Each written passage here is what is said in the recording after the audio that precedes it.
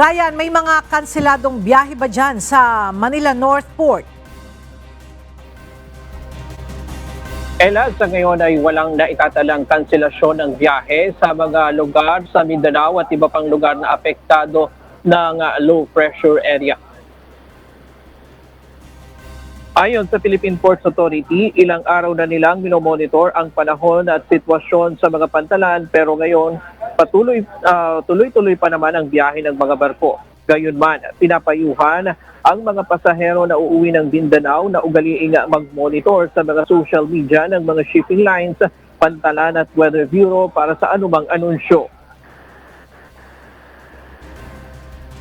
Ngayong araw, unti-unti nang dumadagsa ang mga pasahero sa pantalan at tiniyak ng CTA na nakahanda sila sa pagdagsa ng mga pasahero.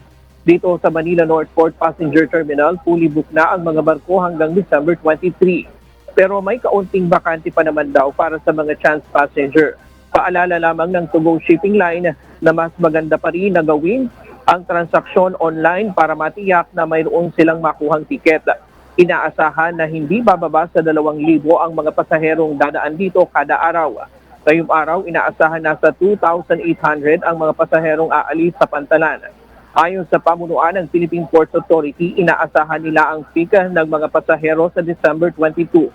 Ngayong araw, binuksan naman sa publiko dito sa Manila North Port ang mga pasilidad na nirenovate upang maalwanan ng ating mga kababayan habang nag-aantay ng biyahe.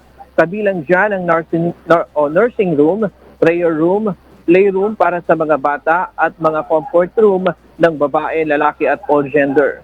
Sa pagtaya, Ella, ng Philippine Ports Authority, aabot sa 4.5 million na pasahero ang dadaan sa mga pantalan ngayong holiday season. At yan muna ang latest mula dito sa Manila North Port Passenger Terminal. Balik sa iyo, Ella. Maraming salamat, Ryan Lacanlale.